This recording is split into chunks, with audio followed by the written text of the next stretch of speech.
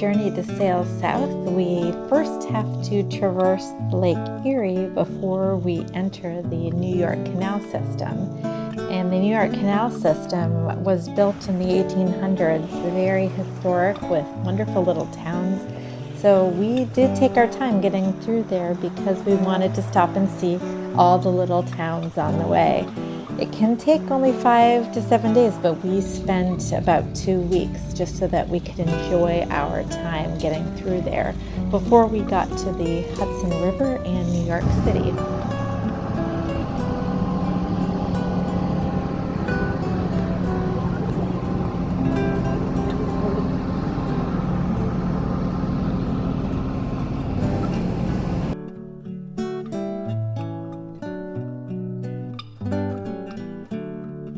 Leaving from Buffalo, the first lock we encounter is Black Rock Lock. It is operated by the federal government and not part of the New York Canal system.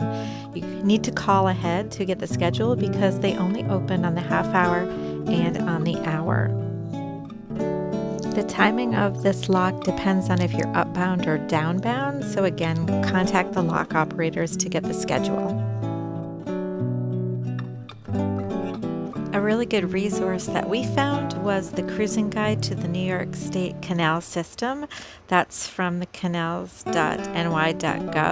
You can get an electronic copy or a printed copy, and there's a lot of great information on all the locks. You can also subscribe to text alerts where the canal system will give you navigational information for your trip. After setting out from Tonawanda, our first stop on the canal was Lockport. We called ahead to the lock attendant just to make sure that there was room for us and it would be okay to tie up on the lock wall. It is small and there's only room for a couple of boats. Originally, there were 5 flights of locks here in Lockport needed to overcome the difference in elevation on the Niagara Escarpment. Today, there's only 2. And each of the locks are about 24.5 feet, so they drop you almost 50 feet.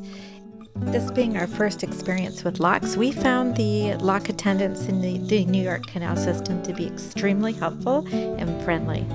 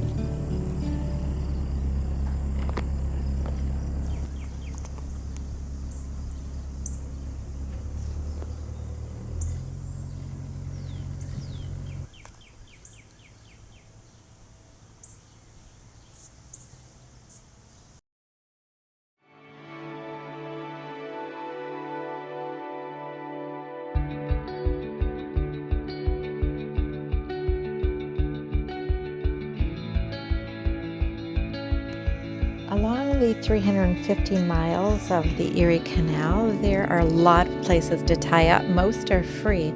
Holly Falls is one great spot. They have nice docks with gazebos and picnic tables and hiking trails around the falls, so we really enjoyed this stop.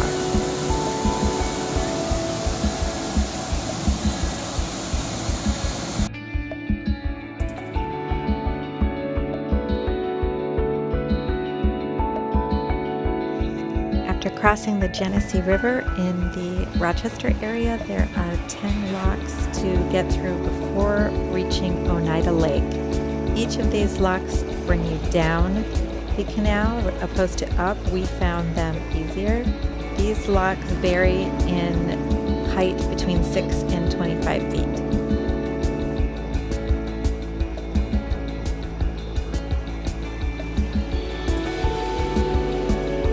We stopped in Pittsford for lunch before we moved on to Fairport for the night. Fairport has an amazing brewery and great restaurants. It's one of our favorite stops on the Erie Canal. Fairport is not a free tie-up, but it's very affordable. It's less than $20, and they have really good restrooms, shower facilities. I think they have pump out. We didn't use it. and the dock masters are there to guide you on where to dock because it can get pretty busy here in the summer.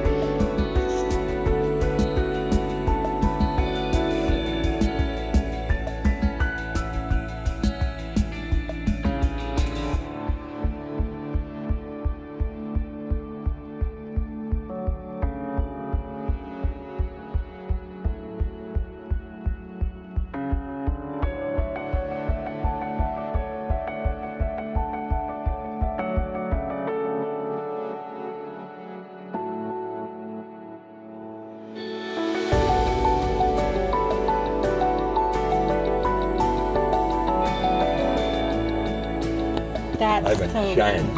Oh wow, look it! I'm gonna take a good picture. Yeah. It's salt.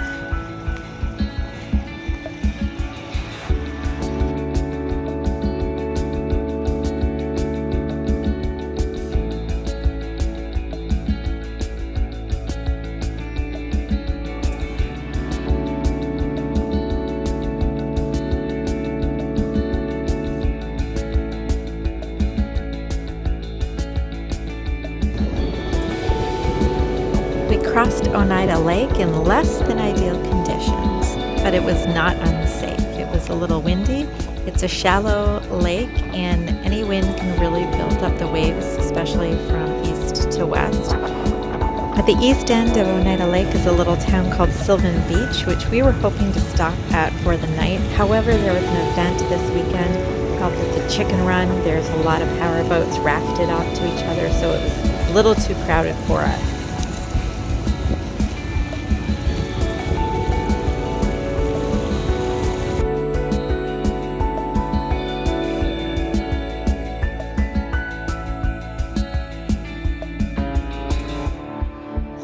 Join us next time as we finish the Erie Canal and head to the Hudson River.